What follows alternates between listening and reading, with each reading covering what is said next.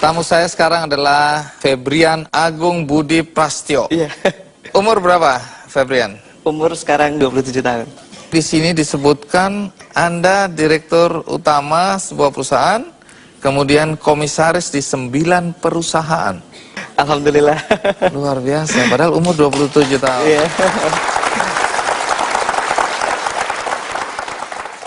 Bagaimana bisnis yang dijalanin oleh Febrian? Ikuti liputannya berikut ini.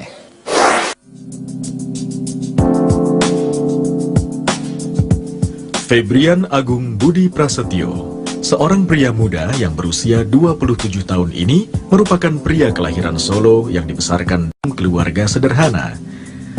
Ayahnya dulu merupakan seorang supir angkutan damri di Solo. Sejak kecil, Febrian memegang teguh prinsip yang ditanamkan kedua orang tuanya, yaitu kegigihan dan keyakinan. Dengan prinsip tersebut, telah mengantarkan Febrian untuk merantau dan menempuh pendidikan di Perguruan Tinggi Institut Teknologi Bandung ITB pada tahun 2002 di jurusan Teknik Kimia. Kesuksesan Febrian berawal ketika masih kuliah dan sudah memulai berbisnis kecil-kecilan dengan berjualan baju. Jatuh bangun sudah terbiasa.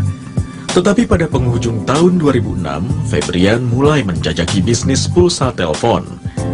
Berkat ketekunan dan keuletannya, bisnis pulsanya berkembang pesat hingga mengantarkan anak supir damri ini menjadi presiden direktur PT Duta Future International yang membawahi sekitar 500 karyawan.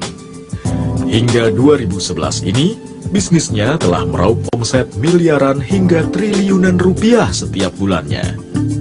Banyak sekali penghargaan diberikan kepada Febrian, antara lain penghargaan pengusaha muda terbaik 2010, sekaligus penghargaan Muri berkat bisnis pulsanya.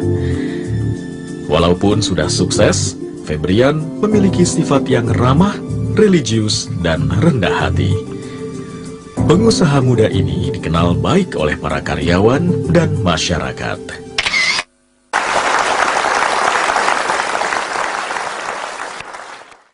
Tidak semua orang, terutama dalam usia muda, bisa sukses dalam berbisnis ya.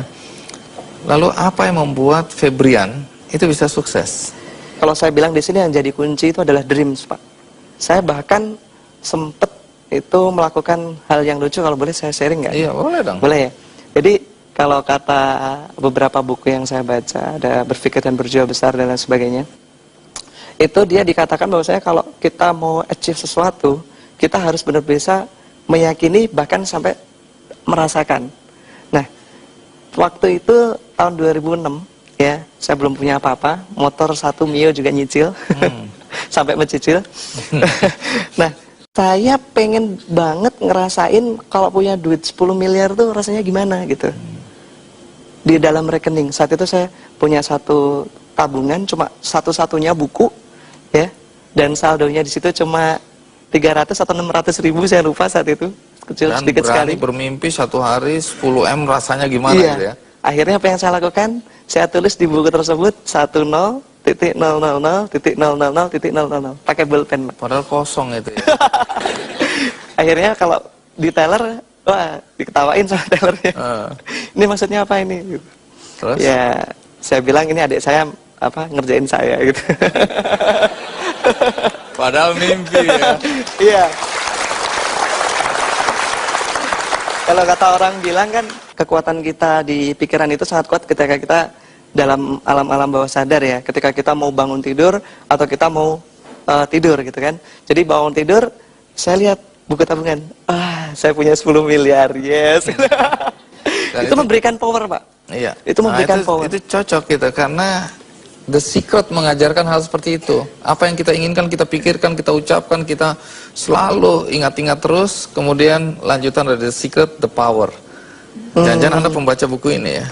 Saya baca bukunya, saya lihat filmnya, saya sampai nangis, Pak. Karena di situ dijelaskan kok mirip sekali yang saya lakukan, Pak. Nah, sekarang pertanyaan terakhir yang selalu saya ingin tanyakan. Apa nasihat Anda pada anak-anak muda dalam konteks berbisnis? Untuk berbisnis seperti yang saya sampaikan tadi, yang paling penting adalah kita mau dulu. Mau ya, dulu. punya mau, kemudian dari kita mau tersebut bagaimana kita bisa membuatnya jadi satu dreams yang bulat gitu. Jadi mimpi yang Bulat, utuh gitu utuh. ya, yang Caranya pasti. gimana? Pernah nggak kita semua mencoba untuk menuliskan dream kita? Nah, itu jarang, Pak. Jadi nulis saya umur sekian mau gimana, dan itu saya punya temen yang melakukan itu dan hasilnya luar biasa gitu. Jadi banyak sekali ya ketika kita mau, kadang-kadang kan seperti banyak orang bilang ya, ketika kita pas kecil kita punya dreams banyak sekali, kita punya impian besar, tapi ketika kita banyak tantangan dan sebagainya hilang semua. Nah, supaya nggak lupa kita tulis. Dan manusia itu makhluk visual, Pak. Kalau kita suruh, Pak jangan bayangin gajah, apa yang Bapak bayangkan? Langsung Gajah, gajah. gitu kan.